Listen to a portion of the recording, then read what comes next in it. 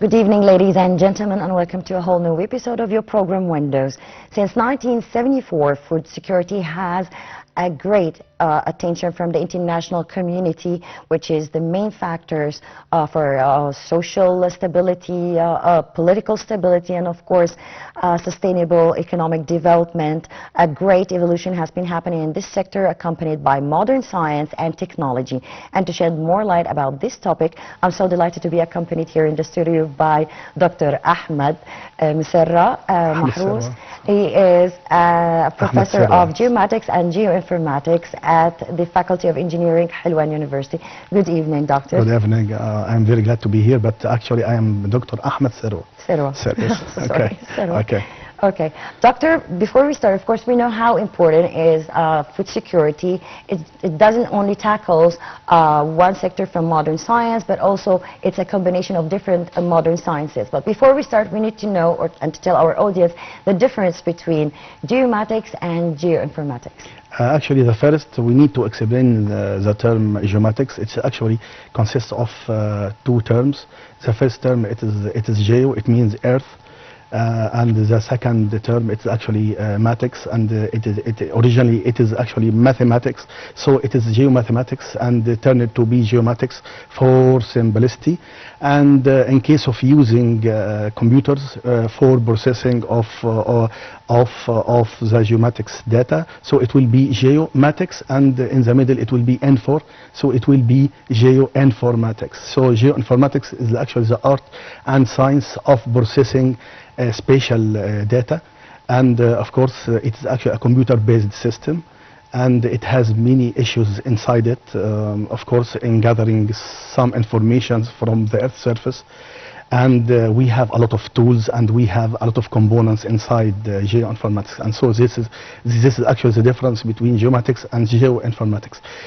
For simplicity, or maybe for abstracting this information, we can say geomatics is actually consists of instrumentation and devices, and how can we gather the information, while geoinformatics is actually focusing on processing. So this is the difference between geomatics and geoinformatics.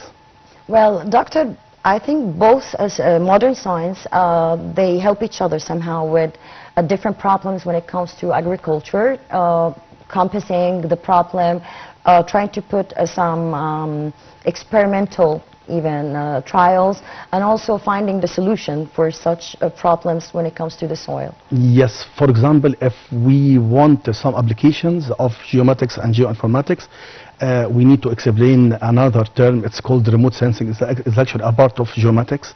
Remote sensing can gather some certain information concerning with special phenomena, or maybe some thematic phenomena. Of course, one of them is actually the type of soil.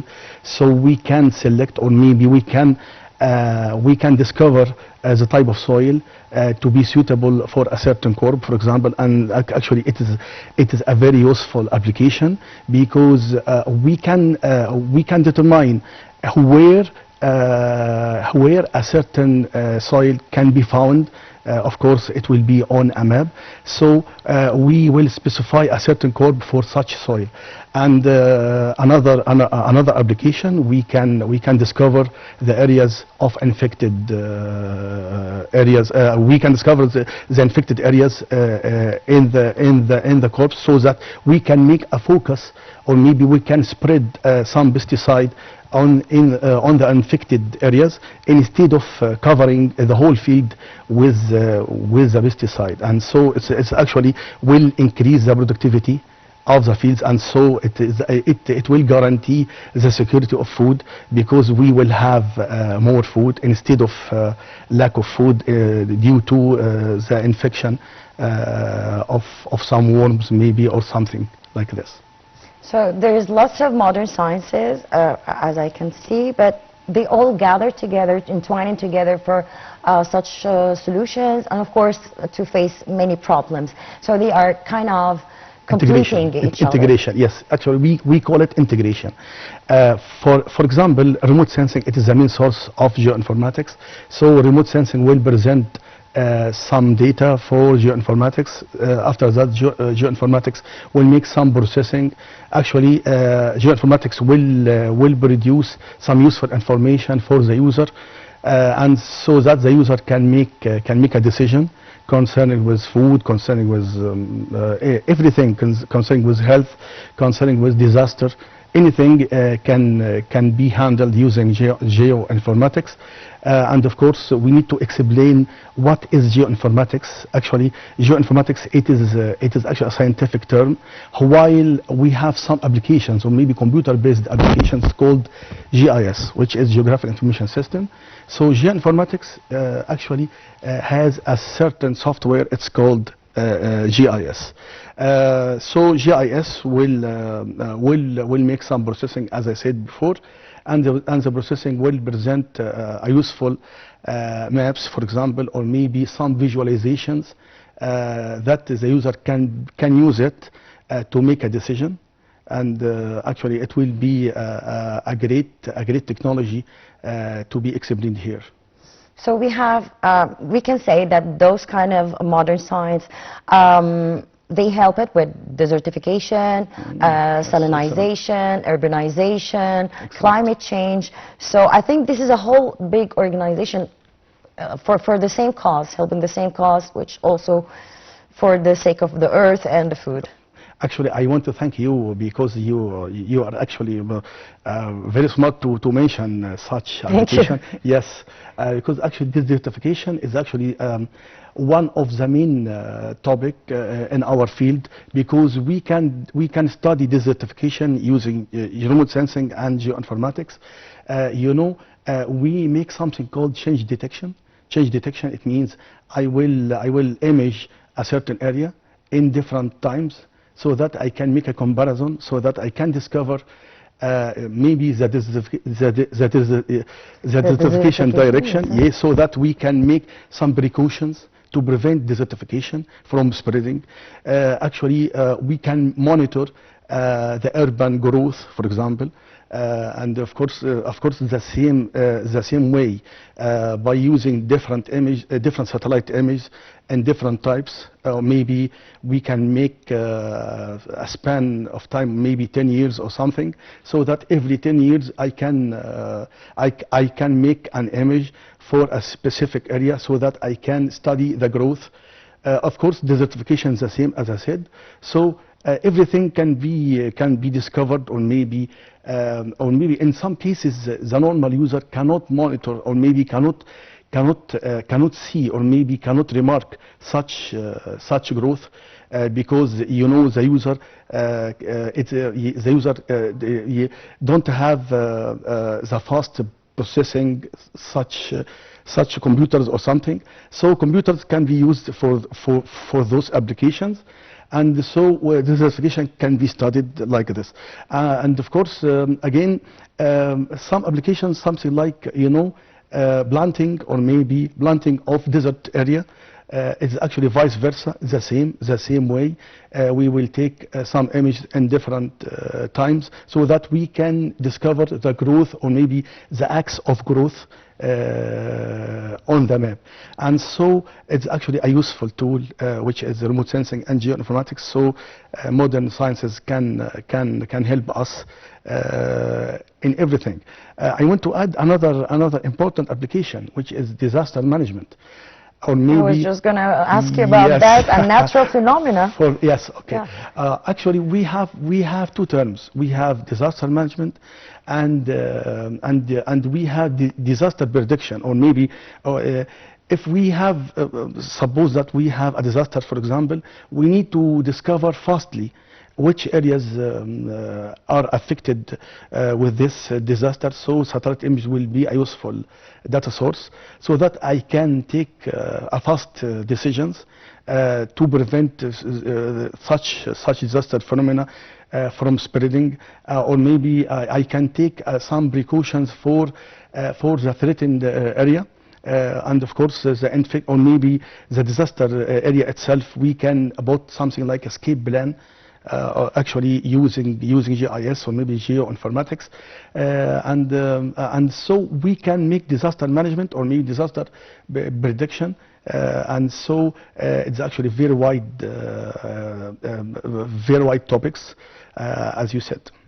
So I can see that there is a diverse topics all entwining together for the same cause. It's either we use them for as a precaution for climate change, natural disaster and such, so, and also we can use them so we can predict which soil can even have the ability to for different crops. Maybe in Egypt we can now plant something that grows in a different part of the world. So this is also very interesting when science combined with agriculture, let's say. Yes, of course, and actually I want to add, I want to explain another important point, which is something called spectral signature, because it's actually a key point of discovering the soil. Actually, if we wanted to discover which soil is suitable for a certain crop, I should have a spectral signature for the healthy soil, or maybe the proposed soil. Actually, the spectral signature, it means the spectral response of the Earth. Every object in the universe, if we have an electromagnetic waves hit this object, the object will behave with three behaviors. The first, the object will absorb some energy, or reflect some energy, or transfer some energy. Of course, the sum of the three energies are the incident energy. So every object actually has three different quantity of energies of those energies. So if we have an object, or maybe two objects, has the same reflected and transferred and absorbed energy, so the two objects are the same. So if we have the spectral signature of a wealthy soil, so that if we discovered any soil that will match the same spectral signature, so it will be the same properties. So mostly it will be the same wealthy soil, so that we can discover the wealthy soils by make a comparison between the ideal soil, or maybe ideal spectral signature of wealthy soil with the other soils. And of course, the same application can be done for vegetation. For example, if we have the spectral signature of a healthy agriculture, so that we can discover the infected areas of the agriculture. Of course, it should be the same. For example, if we have something like a wheat or something, a crop of wheat, and of course, if we have the spectral signature of the wheat, of the healthy wheat, and so that we can make a comparison between the current wheat, or maybe the current wheat we have with the ideal healthy wheat. Of course, I will compare the two spectral signatures, so that we can discover if our current wheat is actually normal, or maybe if it is not infected with anything. And if we discovered that the spectral signature of the current wheat, for example, it is not the same like the ideal one, so that we can determine which area is infected with worms or something, or maybe a disease or something. And of course, remote sensing enables us to discover which area is infected by, of course, as I said, by the spectral signature, because the spectral signature is actually something like a fingerprint. Is actually a unique for everyone. So the same in case of remote sensing, of course. And so this is the way of how can we use remote sensing for food safety, for example, or maybe to guarantee that our food is safe. So, of course, during now the whole world is turning to technology, AI, in any and many fields. Especially Egypt has been rapidly growing in this field, using it in laboratory, in agriculture, in education, in preserving heritage, and lots more. But we need to know more about the remote sensing. How we stand Egypt stands. You mean here in Egypt? Of course, we are. I'm actually optimistic. So I can say that we have a lot of brains inside Egypt, and of course, I'm not meaning me. Of course, I mean the other scientists. We have a good brains, especially in remote sensing and geoinformatics. Of course, Egypt. We have two satellites, remote sensing satellites actually, but of course both of the two satellites are were developed by the military sector. So it's not allowed to mention that we any more any more information about this. But of course here we have a free data sources. For example, USGS. It's actually a website that can offer us a remote sensing data source, so that we can use it in civil use. But of course, here in Egypt we have a lot of friends. And for your information, for example, we have the METC conference. It is ICNG. ICNG is actually the conference of METC Military Technical College. And actually we have a session specialized in remote sensing, and actually I am from the invited talkers. I think my lecture it will be on 14 May, and so we have a lot of scientists, and I think the whole world think that we are very great in remote sensing. For your information, for example, I'm actually a reviewer in many remote sensing journals. I cannot mention a specific journal, but yes, but believe me, when I talk with other scientists from the whole world, actually they think that we are very advanced in remote sensing. I don't know why. Maybe because of our articles, or maybe because we are very active. I don't know. But of course, if we have the same tools as they have, actually believe me, and so I'm actually invite of course the decision making people actually to establish, or maybe to put a project to establish a remote sensing civil use satellite. I mean, of course we cannot use military data, but we need to develop, or maybe to create a new project to establish a civil use satellite image, remote sensing satellite image. And actually we need to make it something like we have different types of satellites. One of them it's called geostationary. Actually, the geostationary satellite, it means it will focus. The geo means focusing on the Earth.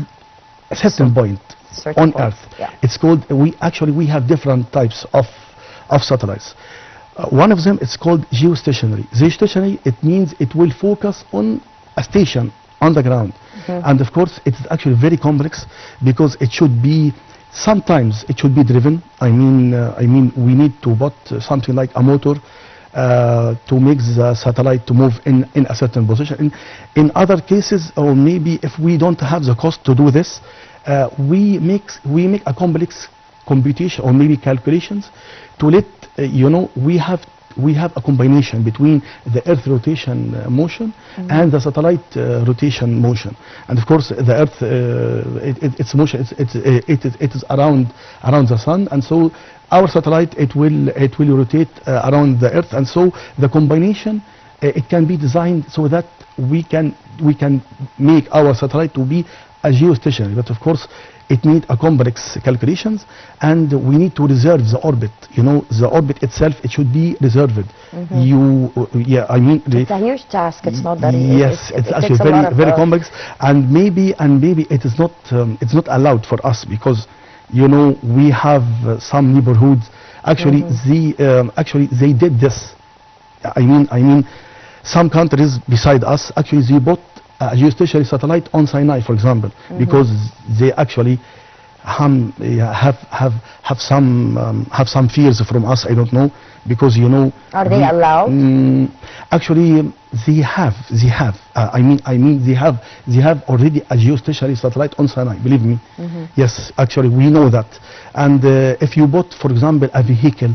For example, in Sinai, hey, of course. Yes, we have a vehicle, Egyptian vehicle. We have a tank here out. So, and of course, we have a Camp David treatment, and so it's another geopolitical Yes, but actually issues. science, yes, as you said, actually we are not politicians, but we are scientists, and so we are concerning with only science. But in some cases, it's not allowed to create some scientific issues. As I said, it's not allowed for us to put a geostationary satellite near or maybe on Sinai, maybe, because as I said, it is something geopolitical issue. Anyway, even if it is something like a normal satellite that can rotate, or maybe it can image the whole globe, it is actually okay for us, because we need to make different applications. We need to discover the Earth's surface as a whole. But of course, as I said, if we have a geostationary, it will be okay.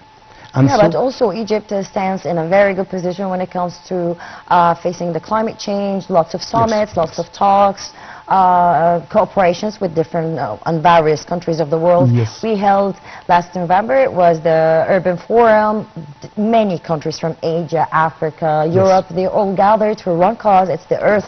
And there were lots of new terms for Egyptians, but as you said, they were astonished where the level of Egypt is going through, when it comes to Earth, climate change, urbanization, and all of that. yes, concerning with climate change, actually I was very happy because we make a prediction concerning with the sandstorm, and of course it was a very good scientific issue, because we took some precautions, and we make some announcements for our people, some warnings, or maybe as we said, some steps. It's actually it was a perfect issue, and again, remote sensing can discover climate change, or maybe actually we have two terms. We have long term and we have short term.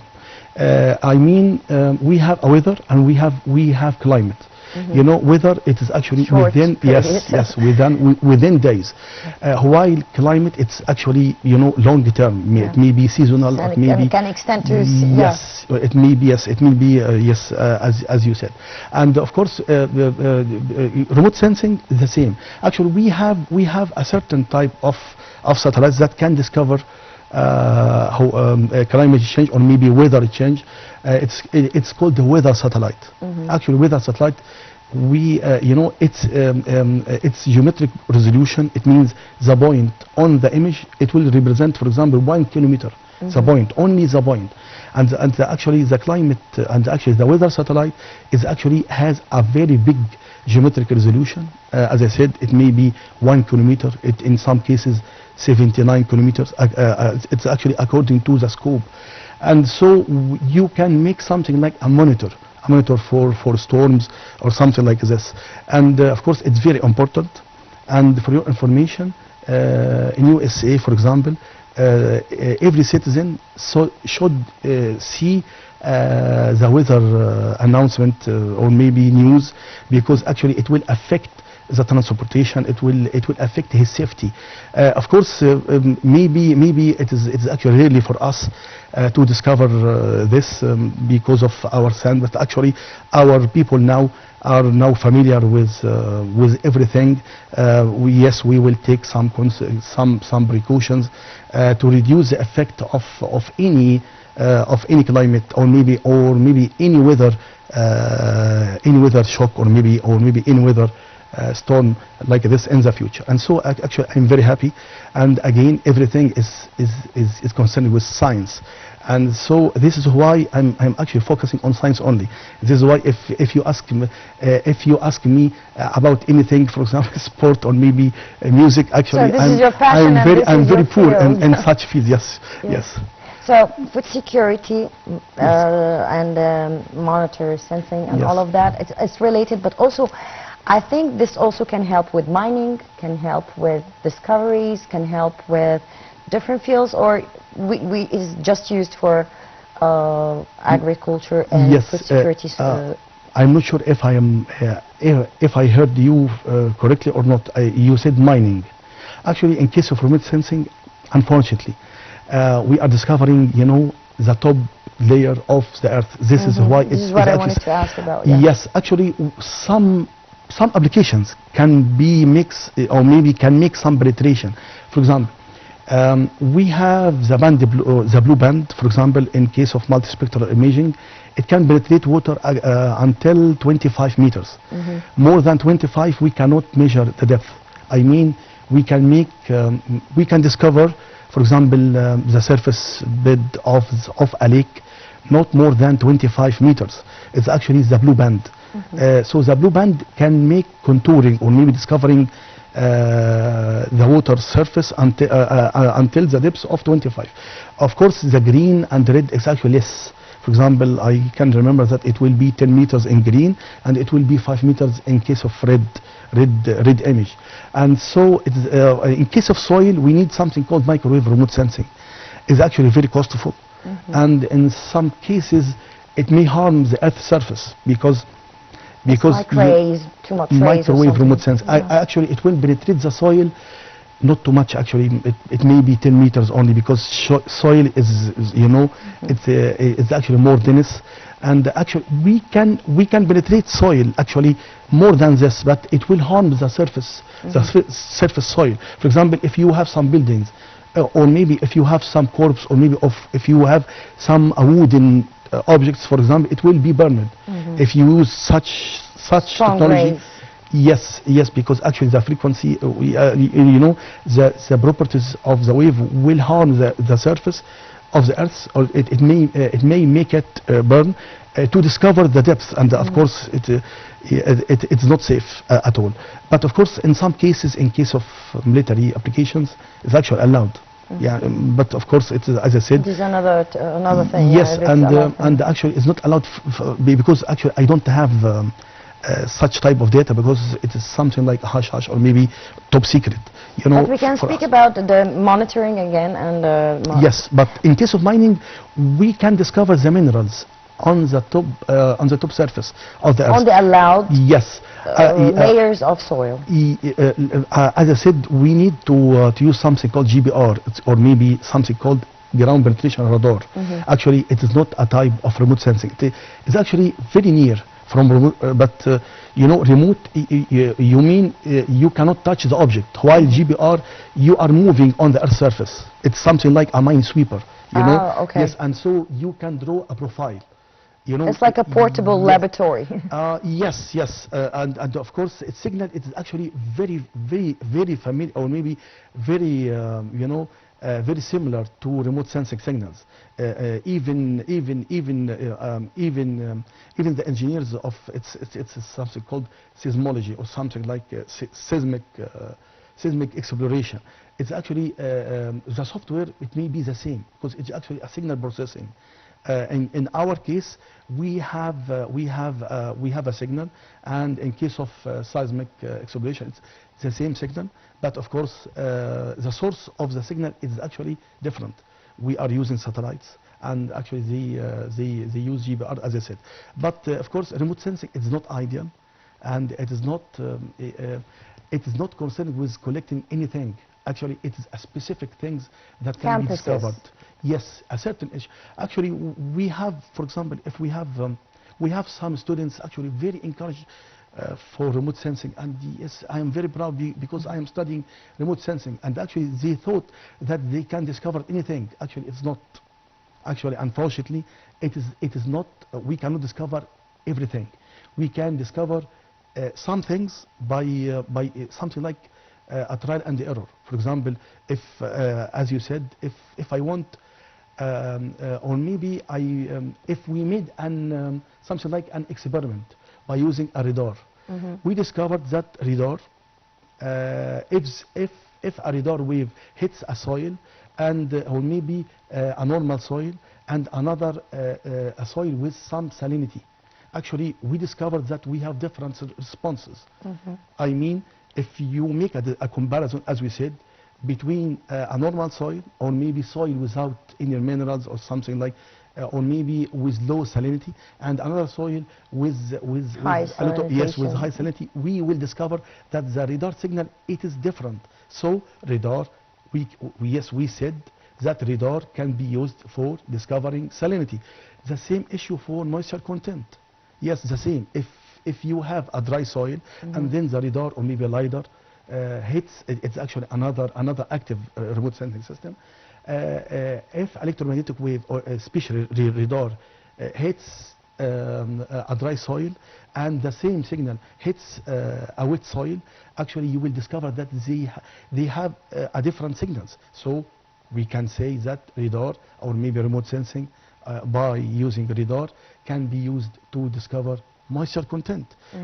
And actually this is how scientists or I mean space scientists, how did they discover that some planets have water?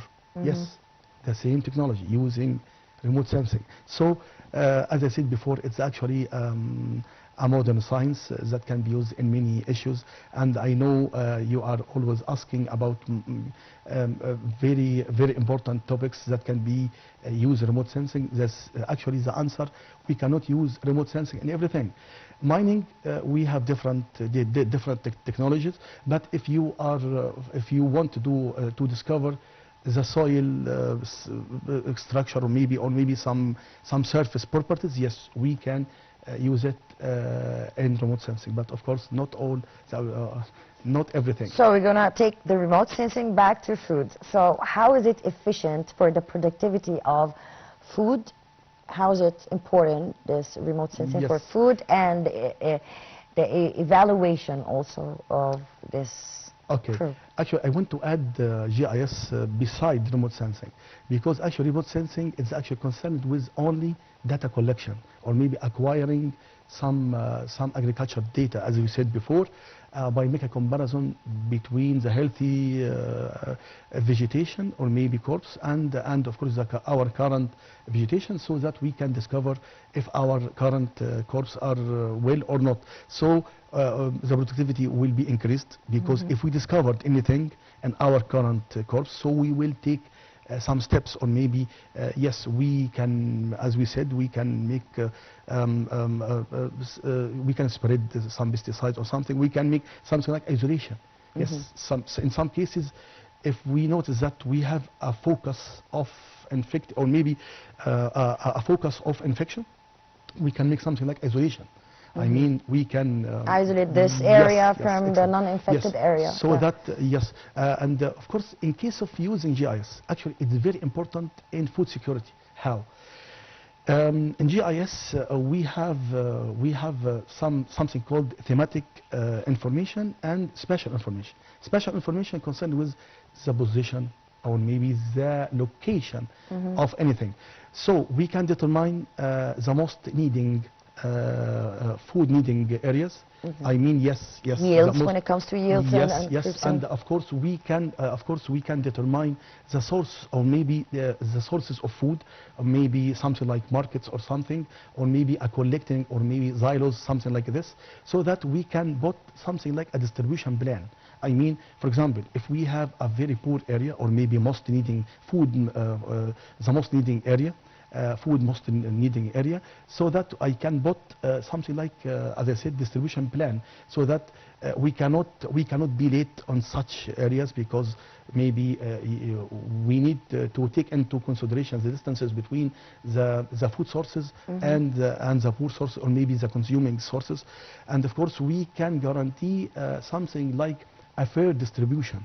For example, we cannot, for example, in case of disaster, for example, we cannot distribute the food in a specific areas and forget other areas. So I need to put a fair distribution. So the food security is actually a very important issue, and geoinformatics and GIS can serve this, as I said, by studying the data on the food sources and the consuming areas. And of course, another issue, in case of in some cases we need something like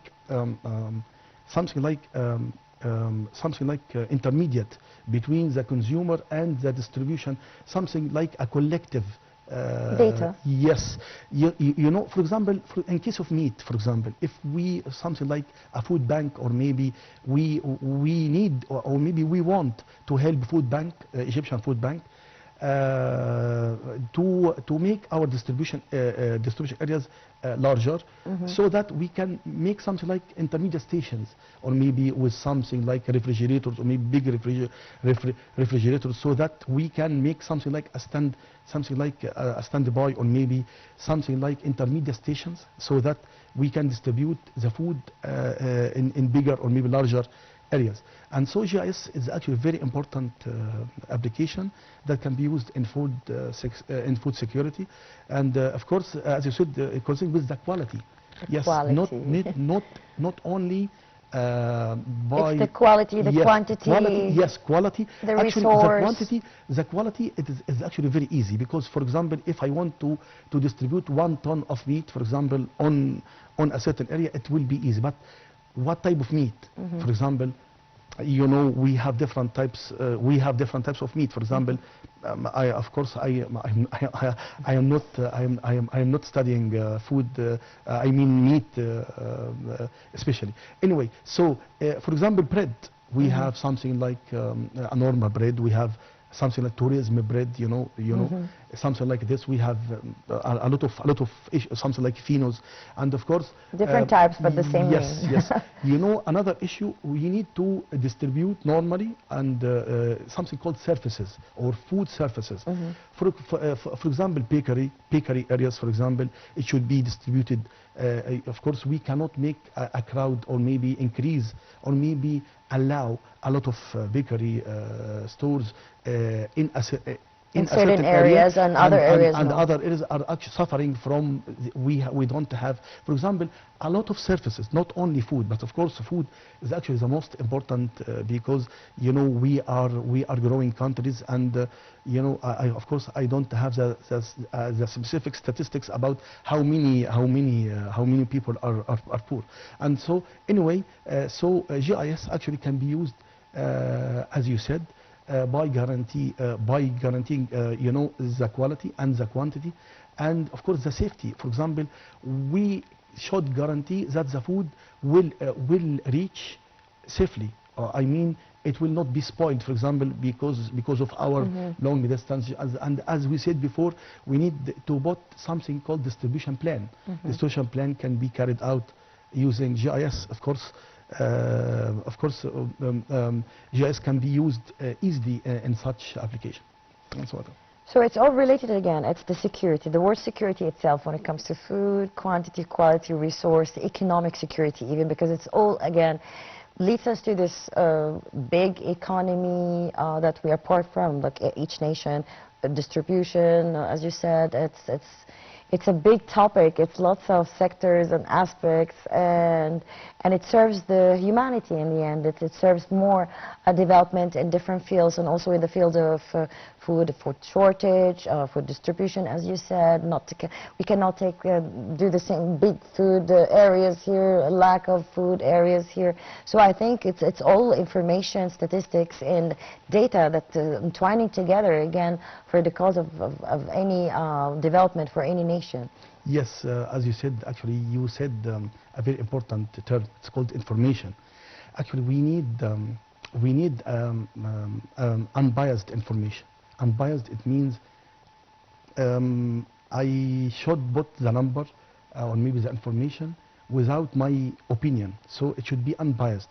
I think we have a very good, or maybe a very conscious information, data information systems.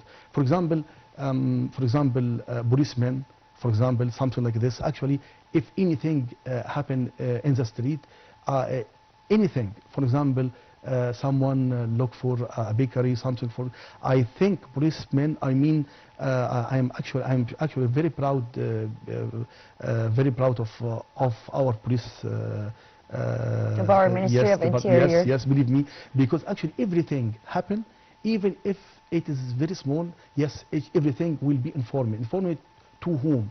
Actually, to the decision maker. Yes, so that, for example, some people in our area suffering from or maybe lack of food, or maybe lack of bread, or maybe lack of anything, or maybe something like this, or maybe we have a lot of poor people in a specific area. So this area can be considered as a poor area. So I will make something called input on the GIS software, so that this area will be classified as a poor area. So in the future application, this area will appear to me. Yes, so I need to increase, for example, something like supporting system, or maybe food, or maybe increase something called support, or maybe make some solutions concerning with this problem. And so this is how can we guarantee food security, or maybe actually it is not only food, anything. For example, if we have a very dark street, for example, yes, hello, we have something like a very dark area, so that the decision-making system, or maybe people, actually they will take a certain actions. Actually, it will be fast, believe me. And of course, we have many accidents, or maybe something like I don't mention any specific event, but of course, dealing with events with shocks actually is very wrong. We need to plan for the future. Exactly, it's like a database. Yes, for example, yes, I heard. I think from 1 year ago, I think a girl, I think she was walking on the street and someone hit them, or maybe make and actually I cannot remember this accident, but actually I noticed that you know why we have a dark street. Yes, we need to something, or maybe someone should inform the decision maker that we have this street. We have lack of light in this area. Yes, enlight this area fastly, because we have our sons, we have our families that are walking in the street, and so actually it's a very complex issue. But of course, I'm very proud because we have a conscious department, and we have a conscious government. Of course, I am not one from them, of course, and I'm actually just a citizen here.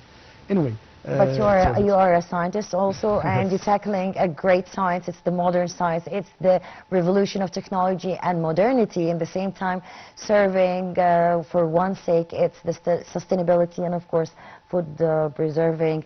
And Dr. Ahmed, I cannot really get enough of our episode, but unfortunately we're running out of time. I'm so delighted to be accompanied by you here in the studio. Won't be the last time, of course. There's a lot to talk about. Well, ladies and gentlemen, unfortunately we came to the end of this episode. Promise we'll be back next week with more diverse and interesting topics. Until then, it's goodbye.